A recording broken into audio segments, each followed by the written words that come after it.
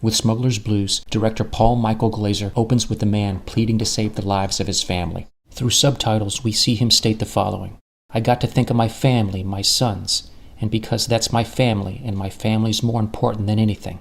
This is notable as throughout virtually all of executive producer Michael Mann's work, one consistent image is that of men protecting women and children, families. Whether it be something as small as Sonny buckling Isabella's seatbelt on their way to Cuba in Miami Vice, or something as dramatic as Vincent Hanna struggling to save the life of his stepdaughter after she's attempted suicide in Heat. It's okay, baby. All right, let's get a doctor. Let's go, a doctor here. Oh, there's your mom. Your mom is here. Or this scene in Manhunter, where we get a clear understanding of Will Graham's motivation. Give it up. Forget this month. It's too damn late. I gave it up. Till you showed up with pictures of 2 dead families, knowing goddamn well that I'd imagine families 3, 4, 5, and 6, right? Glaser's direction in Smuggler's Blues keeps this idea of man as protector front and center. His use of character placement within the frame, also known as blocking or staging, silently reinforces this idea whenever the female vice detectives, Trudy and Gina, are on screen. Early in the episode, Glaser gives us this shot, which is actually foreshadowing what is to come. Surrounded by Crockett, Tubbs, and Switek, Gina is completely shielded and is in no imminent danger. Trudy, on the other hand, is outside their protection and vulnerable. In the subsequent scene, a clear progression can be seen in the male character's positioning in relation to Trudy. Here, Trudy is surrounded by Castillo and Waters and is in a safe and protected position.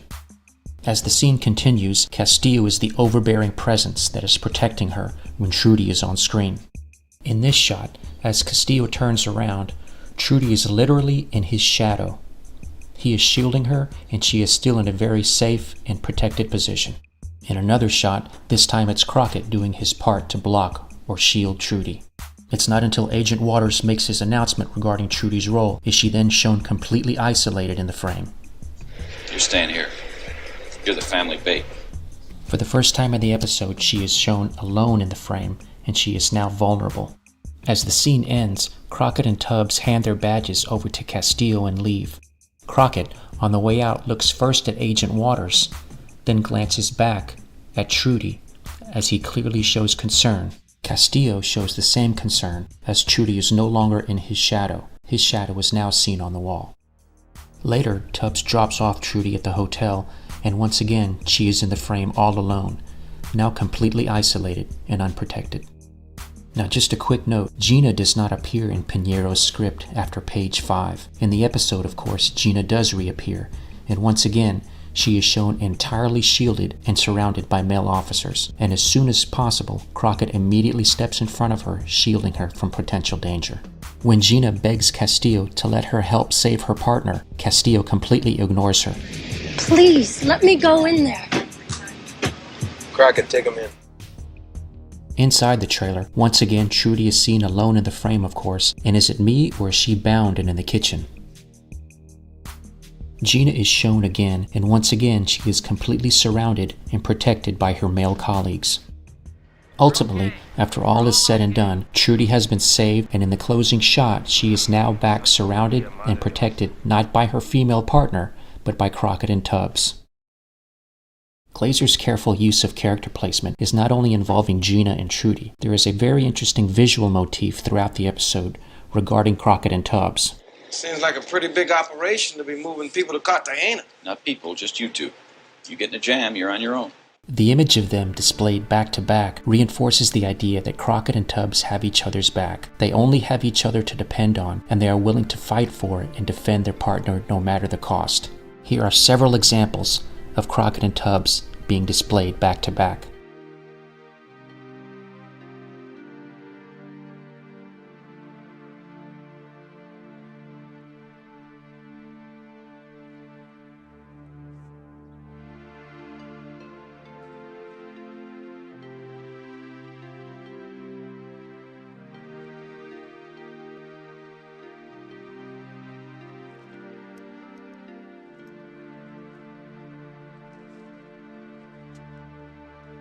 So what happens when Tubbs is arrested and Crockett is unable to be there for him?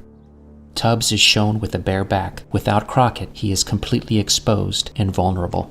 Once they are reunited, they solidify their partnership again, as seen in this pull focus shot, which is the exact same shot as the one in the opening teaser when Switek and Zito were backing up Crockett and Tubbs. Switek, how's it shaking? The 3 acts of Smuggler's Blues can be categorized in this manner. Act 1 is film noir. It has great use of dark streets, run-down buildings, extremely shady characters, and a vivid use of shadows. One of the more striking shots in the entire series is in this episode. It's this one. This very noirish shot perfectly symbolizes exactly what Crockett and Tubbs do in their daily job. They hide their true selves and make their way through the dark and corrupt underworld. So if Act 1 is film noir, and Act 3 is basically a race-against-the-clock thriller, Act 2 definitely references a Western. One of the pivotal scenes in the episode is when Crockett and Jimmy are alone in the hotel. Crockett's great line immediately gives us the image of the Wild West. This place is like Dodge City, 1985. And after the deal with Grosero is done, Crockett rides out on a Mustang. Then they eventually make their escape in Jimmy's plane, and previously, Jimmy described it this way. The guy who sold it to me said it was a lemon. And I'm telling you, it may look like a cow, but she runs like a stallion. The scene with Crockett and Jimmy is also important for the connection they make over their experiences in Vietnam. This bonding moment comes back to help them later when some not-so-hidden symbolism is used and Jimmy gets them out of a jam.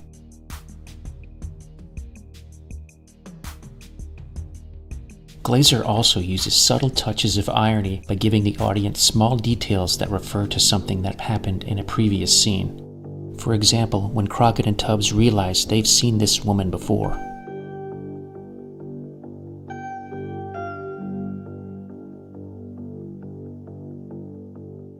Also, that scene itself refers back to when Tubbs was spinning Tucker. This time it's Tubbs that is being spun.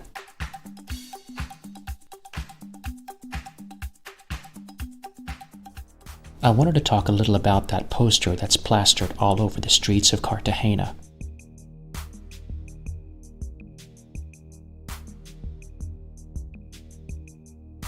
Here is the English version of that poster.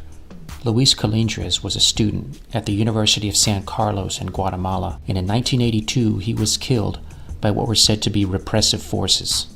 Unfortunately, I was unable to find more information as to why this poster was so prominently displayed in the episode, so if anyone knows why, please give a helping hand and let me know. I wanted to give some attention to Miguel Piñero's screenplay by providing you just a handful of descriptions in his script that I thought were interesting. In one of the scenes that was eventually scrapped, the Vice team is watching the previous night's surveillance footage, and they bring in a lip reader to explain exactly what was being said. Her name was Esperanza, and she was described in this manner. The great character Grosero was described in the following way.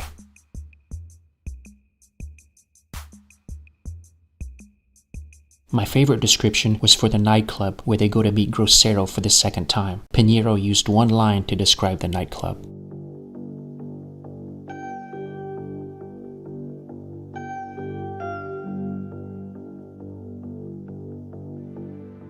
The drug deal in the cemetery was originally written to take place in a soccer field.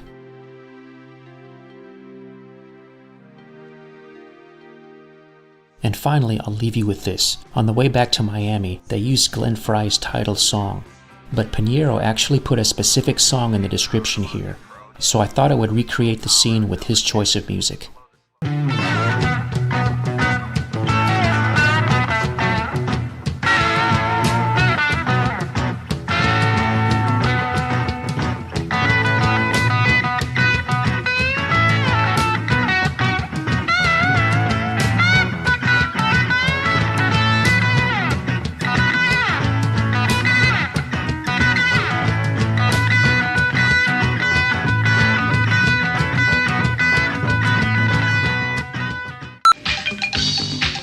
Tucker! My ace! What it is? Hey, Nicholas. My ace. What's up?